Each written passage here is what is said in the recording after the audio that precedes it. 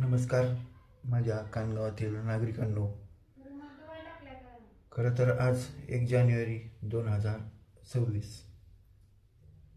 बरोबर आज 3 वर्षापूर्वी आपण ग्रामपंचायतची चौकशी लावली होती आणि त्या चौकशीच्या अनुषंगाने आपण तुम्हाला प्रॉमिस केलं होतं की मी एक ना एक दिवस तुम्हाला झालेला गावचा भ्रष्टाचार आणि काही काही चौकशीत समोर आलं ते मी सांगणार आहे.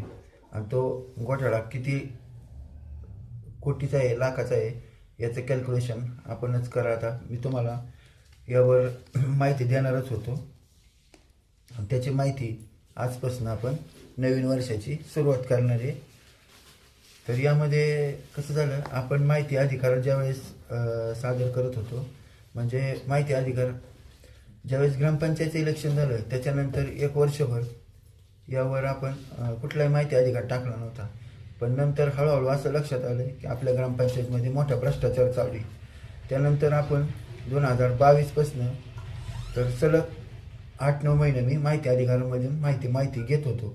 मला ज्या गोष्टीवर शंका होती त्या गोष्टी आपण माहिती अधिकार घेत होतो आणि त्यामध्ये मला स्पष्ट दिसत होतं की इथं असा भ्रष्टाचार होतोय.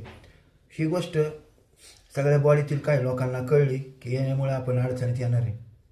तर त्यामुळे त्यांनी काही केलं, मला अडचणीत आणायचं ठरवलं आणि त्यांनी मला एका हॉटेलवर गाठलं आणि मला म्हणली, तू जर माहिती चौकशी जर हे थांबवलं नाही तर आम्ही तर खाणारच आहे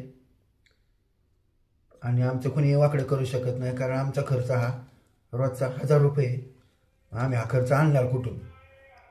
तर मग त्यामुळं आपला युगो हट झाला आणि आपण पुढं म्हणलं की आता आपल्याला काही होऊ द्या पण आपण आपलं माहिती ही मी वरपर्यंत नेणारच. आणि यावर मग आपण माहिती अधिकारात जेवढी माहिती मिळाली, परफेक्ट माहिती, म्हणजे त्यावर आपण जवळजवळ ना 8-9-10 मुद्दे असे आपण त्यावर डायरेक्ट सीओच्या ऑफिसला कंप्लीट केली. सीओच्या ऑफिसला आपल्या लेटर पॅडवर ज्यावेळेस कंप्लीट केली त्यावेळेस सीओनला सगळ्या गोष्टी मी समजून सांगितल्या की आमच्या ग्रामपंचायतमध्ये असा भ्रष्टाचार होतोय. तर त्यावेळेस त्यांनी सगळं माहिती अधिकारातली माहिती पाहिली आणि त्यांच्या लक्षात आले की या मोठा फ्रॉडिंग झाला आहे. त्यामुळे त्यांनी चौकशीचे आदेश दिले. तर यावेळेस काय झालं, ज्यावेळेस आपला ही बॉडी आली त्यावेळेस आपल्या इथं ग्रामसेवक टिकत नव्हता आणि या बॉडीतल्याच काही लोकांनी आहे ना आवर्जून एक धारकर म्हणून ग्रामसेवक त्यांनी आणले